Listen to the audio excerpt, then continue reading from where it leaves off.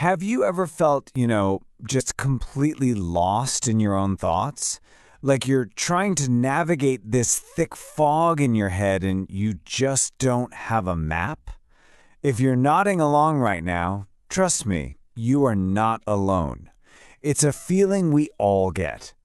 Today, we're going to talk about a really powerful but super simple tool to help you find your way through that fog. It's called journaling. So if you're ready to quiet some of that noise and find some real clarity, let's dive in. So why does that happen? Why do we feel so lost? Well, it's because when our thoughts and our worries and our ideas just stay inside our heads, they're kind of shapeless. They don't really have a beginning or an end. They just swirl around and get all tangled up. And honestly, it's exhausting just trying to keep track of it all, isn't it? Yeah, it's really like having your own personal storm cloud that just follows you around, kind of casting a shadow on everything. It's this invisible, chaotic, and totally overwhelming thing. But what if you could become the eye of that storm? What if there was a way to calm those winds and actually see clearly again? Well, that's exactly where the power of writing comes in. It's a surprisingly simple but pretty profound way to take all that chaos inside and just give it some structure. So let's take a look at why this simple act of putting your thoughts down on a page is so incredibly transformative. Okay, so here's the key idea, right? Journaling makes the invisible visible. It takes that storm from inside your head and puts it right there on the page. And all of a sudden, you're not trapped inside your thoughts anymore.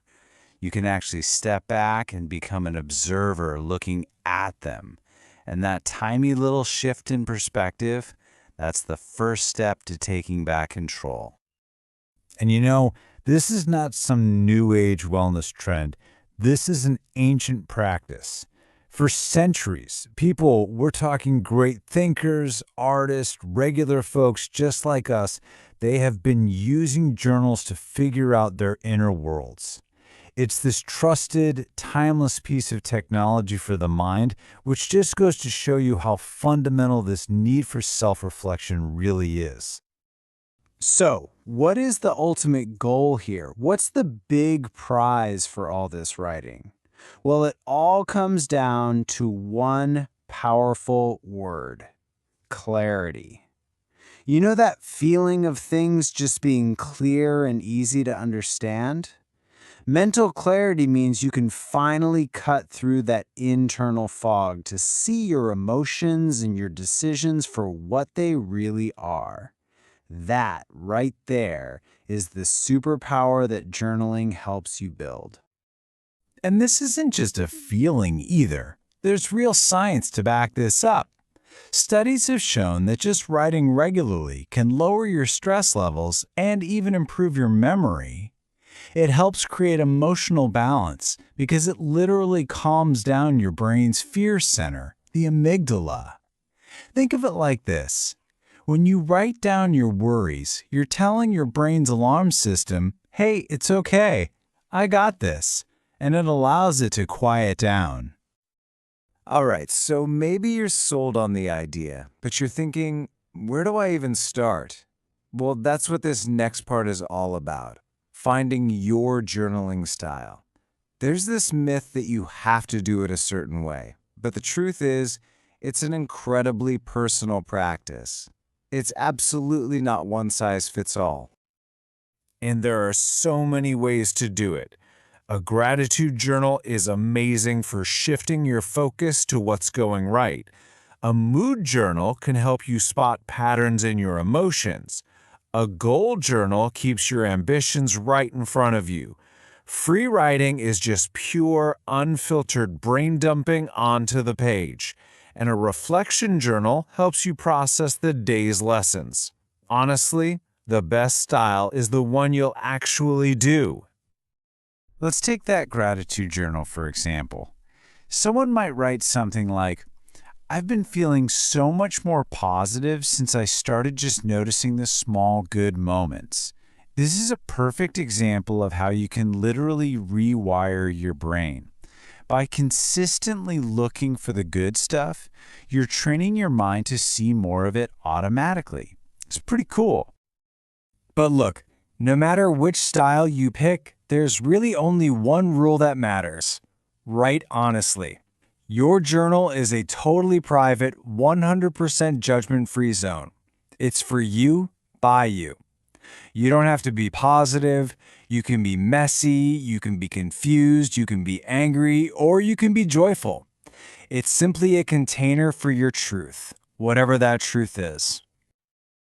Okay, I know what you might be thinking. This all sounds great, but I just don't have the time. I get it. The good news is you don't need a lot of it. So in this next part, we're going to walk through exactly how you can get started, like today, in just a few minutes. All right, let's make this super simple. Your 5-minute starter guide. First, just find a quiet moment, first thing in the morning or right before bed. They're popular for a reason. Second, pick your tool, a pen and paper, the Notes app on your phone, whatever is easiest. Third, start small. Seriously, 5 minutes, one paragraph. That is more than enough. And finally, and this is the big one, let go of any judgment. This is not an essay, it's an exploration. And please, please remember this mantra: progress, not perfection. You are going to miss a day. You might even miss a week, and that is completely okay. The goal here is not some perfect, unbroken streak. The goal is to just keep coming back to the page. It's about building a long-term habit. Of course, sometimes the biggest hurdle is just staring at that blank page, right? So if you ever get stuck, just start with this one simple prompt. Ask yourself, how have I been feeling today? You'll be amazed at what you can uncover just by honestly trying to answer that one question. It's like the perfect little key to unlock your thoughts. Okay, so now that you've got the tools to get started, let's talk about the real magic of journaling. We're talking about the long-term transformation that happens when you make this a consistent practice. This is where journaling goes from being just a simple habit to a real pathway for healing and some pretty profound self-awareness. A really great way to think about it is that your journal becomes a mirror for your mind. When you read back your own words, you start to see your patterns. The same thoughts that keep coming up, the hidden beliefs you didn't know you had, the unconscious behaviors. You start to understand not just what you do, but why you do it. And that, my friends, is the very definition of self-awareness. And this consistent practice, it also builds an absolutely critical life skill: resilience. You know, your ability to bounce back when things get tough. By writing your way through your challenges, you're not just venting, you're actively problem solving and building this mental toolkit that you can use the next time you face a tough situation. You're building emotional toughness. And your journal? It becomes proof of that resilience. When you look back at old entries, you get to see your own history of survival. You might read about a challenge you thought you'd never get over and realize, wow, I've been through that and I'm still here. It becomes this powerful record of your own strength, reminding you that you haven't failed, you've evolved.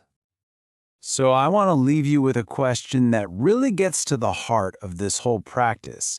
What truths about yourself, about your life, or about your feelings have you been afraid to see? The page is waiting.